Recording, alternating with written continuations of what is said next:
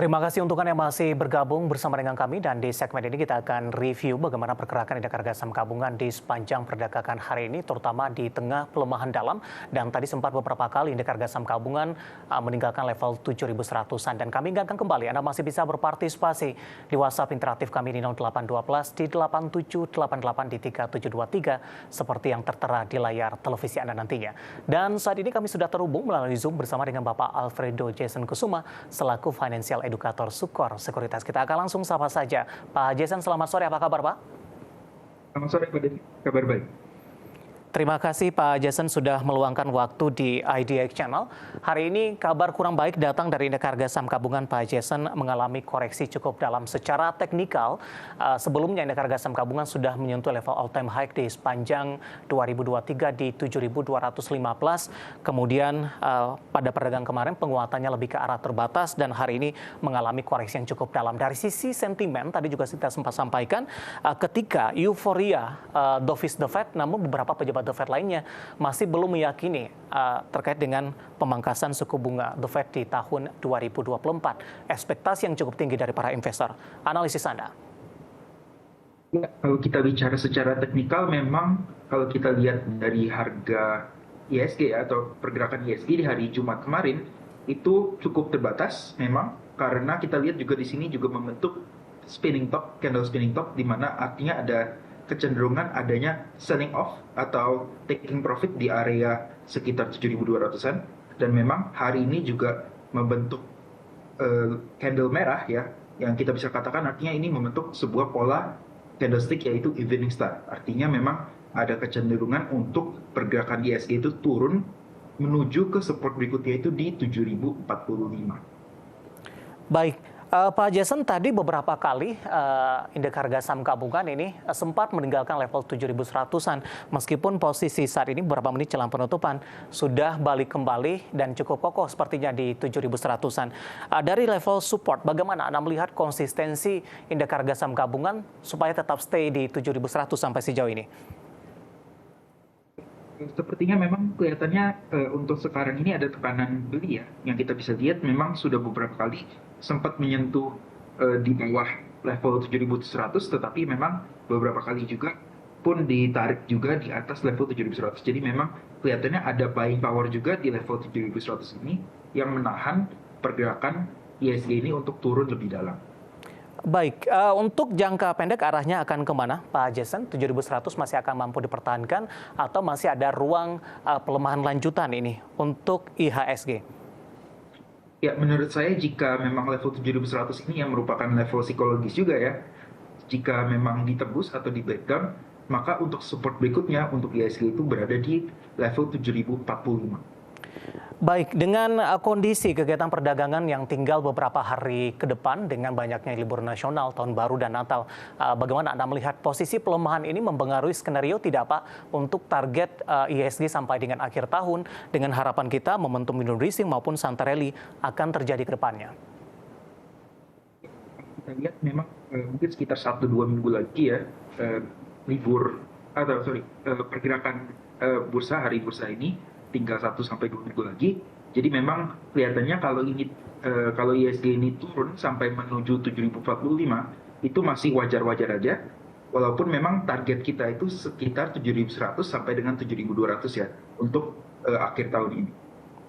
Baik, dari sisi sektoral, Pak Jason cukup menarik juga kita perhatikan di sesi pertama pada siang tadi teknologi menjadi pemberat. Hari ini ada Goto, beberapa menit jelang penutupan melemah cukup dalam di 7,53% dan kembali diperdagangkan di Rp80 per saham. Level terendah hari ini tadi sempat di Rp83 per saham. Analisis Anda untuk Goto, dan kebetulan juga ada pertanyaan masuk di WhatsApp interaktif kami, kita akan sekalian jawab. Ini Ibu Liana dari Surabaya, analisisnya Goto untuk jangka pendek, untuk esok hari dan juga untuk jangka menengah. Pak Jason, silakan Pak untuk Goto. Ya, untuk Goto sendiri memang kalau kita lihat sejak seperti sudah.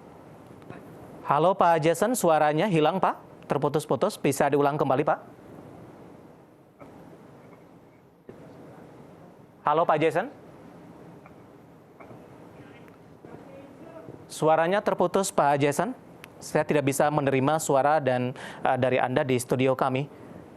Halo, apakah... Ya, ini baru terdengar kembali, Pak. Lanjutkan kembali untuk Gotoh, Pak Jason. Ya, kalau untuk Gotoh sendiri, seperti yang kita ketahui, story-nya itu sudah kelar ya, sudah habis secara story, karena memang rally yang terjadi di Gotoh ini dikarenakan adanya pengaruh dari TikTok, ya, dari ByteDance, dari TikTok yang sudah mengakuisisi Tokopedia. Terus setelah itu sekarang ini Gotoh cenderung untuk koreksi.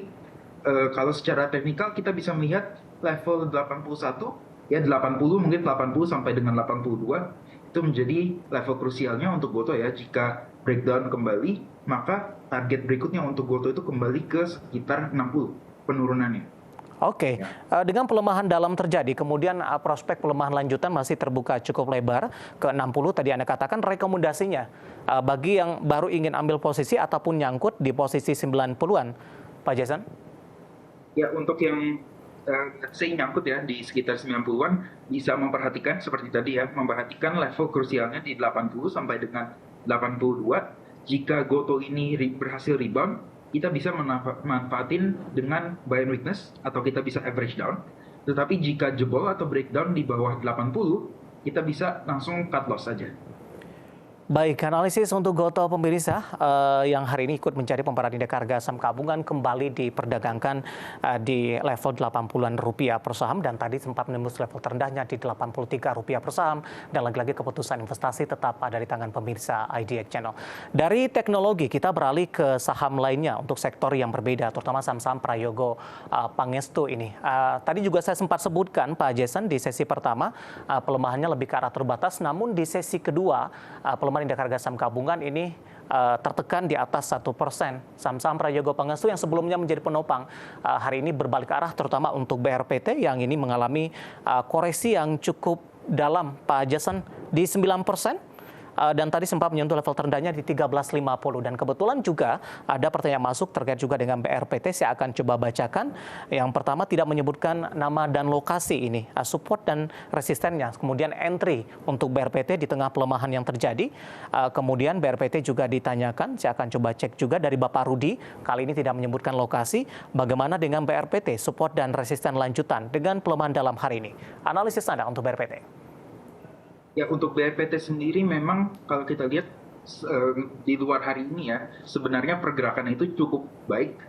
Ya, kalau kita lihat memang dia sempat rally dengan membentuk volume yang besar juga, lalu setelah itu koreksi dengan volume yang cenderung kecil. Tetapi kalau kita lihat candle hari ini, dia itu candlenya membentuk candle merah yang cukup besar, lalu volumenya juga ikut membesar ya. Artinya memang ada selling off atau ada taking profit juga dari sisi BRPT-nya. Untuk kalau kita menggunakan Fibonacci, kita bisa melihat BRPT sekarang ini berada di sekitar range 0,5 sampai dengan 0,618. Jadi memang di sekitar range ini cukup menarik untuk teman-teman kalau ada yang mau buy and weakness bisa dibeli di area 1330 sampai dengan 1450. Baik, cukup berisiko tidak Pak Jason di tengah pelemahan dalam untuk BRPT atau ini hanya pelemahan sementara saja? Ya, untuk BRPT sendiri saya lihatnya memang masih ada kans untuk naik lagi. Jadi memang ini kelihatannya masih cuma untuk sementara aja penurunannya. Oke, dengan target price selanjutnya di level berapa untuk BRPT, Pak?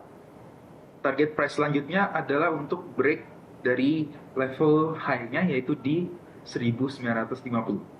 Baik, penutupan hari ini di 1465 melemah di 9,01%. Masih direkomendasikan untuk masuk momentum buy di tengah pelemahan yang terjadi. Masih ada ruang penguatan. Dan tadi menjawab pertanyaan Bapak Rudi dan juga penanya tidak menyebutkan nama dan lokasinya untuk BRPT. Dan lagi-lagi keputusan investasi tetap ada di tangan pemirsa IDX Channel. Baik, Pak Jason, kita akan coba ulas dari beberapa saham lainnya yang hari ini juga ikut menjadi pemberat untuk indeks harga saham gabungan. Terutama dari sisi PGEO, Pak, sudah naik cukup signifikan. Hari ini juga koreksi dalam di 8,05% di level Rp1.200 per saham. Apakah posisi ini merupakan dampak dari aksi profit taking juga untuk PGEO secara teknikal, Pak Jason?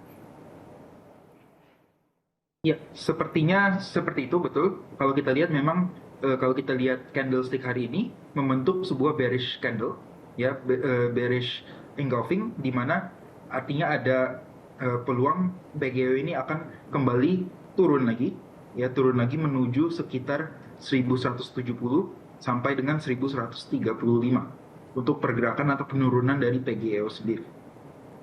Rekomendasinya seperti apa, Pak? Dengan pelemahan dalam hari ini, apakah koreksi yang terjadi masih dalam termasuk yang wajar? Sebelumnya PGEO sudah mengalami penguatan yang cukup signifikan. Apakah momentum buy juga masih direkomendasikan untuk saat ini atau masih ada ruang pelemahan lebih lanjut untuk PGEO? Kalau dari saya, mungkin rekomendasinya untuk wait and see terlebih dahulu. Apakah penurunan ini masih akan terus berlanjut turun ke bawah?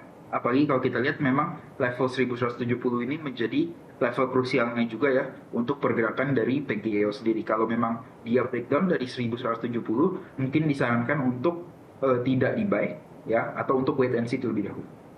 Oke, penutupan hari ini PGEO di level 1.200 tertekan cukup dalam di 8,05% dan lagi-lagi keputusan investasi tetap ada di tangan pemirsa IDX Channel. Baik, kita beralih ke beberapa saham lainnya, Pak Jason, terutama untuk saham-saham perbankan big cap ini, kontribusinya hari ini juga ikut menjadi pemberat indeks harga saham gabungan meskipun tidak tertekan cukup dalam, tapi dominasi dari saham-saham perbankan big cap hari ini ikut menjadi pemberat untuk indeks harga saham gabungan. Bagaimana outlook Anda terkait juga saham-saham perbankan big cap ini yang diharapkan memberikan daya dongkrak terhadap indeks harga saham gabungan, namun di beberapa hari jelang perdagangan berakhir di 2023 pergerakannya masih belum terlalu signifikan, Pak Jason? Ya, kalau kita lihat memang beberapa saham banking, kalau kita lihat sekarang mungkin BCA terlebih dahulu ya. BCA ini sebenarnya minggu lalu sudah rally cukup tinggi, ya dalam 2 hari itu sekitar 6% dia naik. Lalu memang kalau kita lihat hari ini bisa dibilang masih koreksi wajar aja, ya masih cenderung koreksi wajar mungkin sampai dengan level 9.075. Ini untuk pergerakan dari BCA, jadi memang pergerakan saat ini tidak ada masalah untuk BCA ya. Kalau kita lihat mungkin BBRI atau Bank BRI, kita lihat juga memang minggu lalu dia sempat naik sekitar 5%, lalu sekarang juga terkoreksi wajar juga, sudah menyentuh resisten sebelumnya di 5.575, jadi memang kalau terjadi koreksi ini cukup wajar saja. Lalu kita lihat BBRI setahu saya sudah hampir menyentuh all-time high-nya, sebentar kita lihat. Oke, sempat mencoba untuk break all time high-nya tetapi gagal dan koreksi lagi 2 hari terakhir. Jadi memang bisa dibilang beberapa saham-saham banking ini cenderung sudah berada di level yang cukup tinggi dan memang koreksi saat ini bisa dibilang cukup wajar saja. Rekomendasinya seperti apa, Pak Jason, dengan memanfaatkan momentum jelang libur akhir tahun di 2023? Singkat saja, Pak. Ya, kalau mungkin ada yang mau lebih aman aja masuk ke saham-saham yang lebih aman, mungkin masih tetap cukup menarik ya untuk saham-saham banking menjelang akhir tahun dan juga untuk sampai tahun depan. Baik, analisis dan review dari beberapa perbankan big cap di tengah pelemahan yang kembali terjadi, namun secara keseluruhan dari sisi fundamental masih sangat mendukung untuk saham-saham perbankan big cap ini. Dan lagi-lagi keputusan investasi tetap ada di tangan pemirsa IDX Channel.